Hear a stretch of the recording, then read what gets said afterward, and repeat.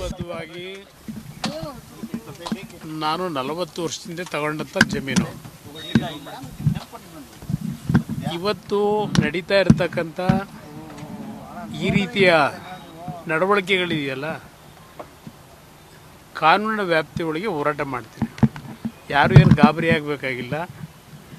ಆದರೆ ಒಂದು ಸತ್ಯಾಂಶಗಳನ್ನ ತಿಳಿದು ವರದಿ ಮಾಡಿ. ಇದರಲ್ಲಿ ನಾನು ಯಾವುದೇ ರೀತಿಯ ಅಕ್ರಮಗಳಿಗೆ ಎಡೆ ಮಾಡಿಕೊಟ್ಟಿಲ್ಲ.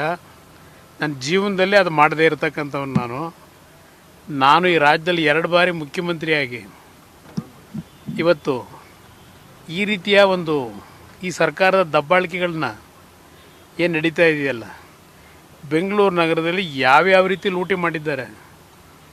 ನಾನು ಒಬ್ಬ ರೈತನಾಗಿ ಬದುಕಲಿಕ್ಕೆ 40 ವರ್ಷದಿಂದ ತಗೊಂಡಂಥ ಜಮೀನಿನ ಬಗ್ಗೆ ಈಗ ಏನು ನಡೀತಾ ಇದೆ, ಹಲವಾರು ತಪ್ಪು ಮಾಹಿತಿಗಳೇನಿದೆ, ಅದೆಲ್ಲದಕ್ಕೂ ಕಾನೂನಿನ ವ್ಯಾಪ್ತಿಯೊಳಗೆ ಉತ್ತರ ಕೊಡ್ತೀನಿ.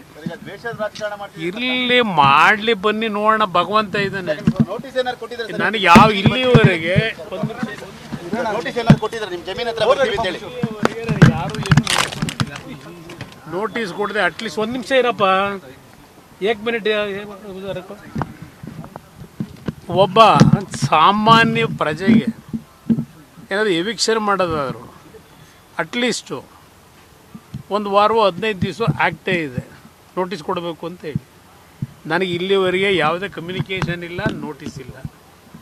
SIT ಅಂತಕ್ಕಂಥದ್ದನ್ನೇ ಮಾಡ್ಕೊಂಡ್ರಲ್ಲ, ದೇಶದ ಇತಿಹಾಸದಲ್ಲಿ ಮೊದಲನೇ ಬಾರಿ ರಾಜ್ಯ ಸರ್ಕಾರ SIT ಮಾಡಿ SIT ಮುಖಾಂತರ ಇವತ್ತು ಈ ಥರ ಏನೇನು ಮಾಡ್ಕೊಂಡು ಹೊರಟಿದ್ದಾರೆ.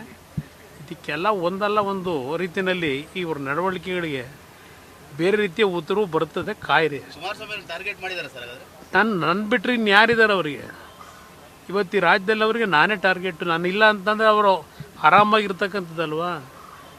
ಅದರಿಂದ ಇವತ್ತು ಅವ್ರಿಗೆ ಇರ್ತಕ್ಕಂಥದ್ದೇ ನನ್ನ ಮೇಲೆ. ಇವತ್ತು ಹಲವಾರು ರೀತಿಯಲ್ಲಿ ಯಾವ್ಯಾವ ರೀತಿಯಲ್ಲಿ ಇದು ನಡೀತಾ ಇದೆ ನಾನೆಲ್ಲ ಸೂಕ್ಷ್ಮವಾಗಿ ಗಮನಿಸಿದ್ದೇನೆ. 40 ವರ್ಷದ ಹಿಂದೆ ತೆಗೆದುಕೊಂಡಂಥ ಈ ಭೂಮಿ 100 ಬಾರಿ ತನಿಖೆ ಆಗಿರಬೇಕು. ನಡೀತಾನೆ ಇದೆ 40 ವರ್ಷದಿಂದ. ಇವತ್ತು ಕಾನೂನು ವ್ಯಾಪ್ತಿಗಳೇನಿದೆ, ಈ ರೀತಿಯ ನಡೀತಾ ಇರತಕ್ಕಂಥ ನನ್ನ ಮೇಲೆ ಈ ರೀತಿ ಇರ್ತಕ್ಕಂಥದ್ದು, ಜನಸಾಮಾನ್ಯರ ಪರಿಸ್ಥಿತಿ ಏನಾಗ್ಬೋದು ಅನ್ನೋದನ್ನು ಯೋಚನೆ ಮಾಡಿ. ಇದು ಕೇಂದ್ರ ಸಚಿವ HD ಕುಮಾರಸ್ವಾಮಿಯವರ ಪ್ರತಿಕ್ರಿಯೆ.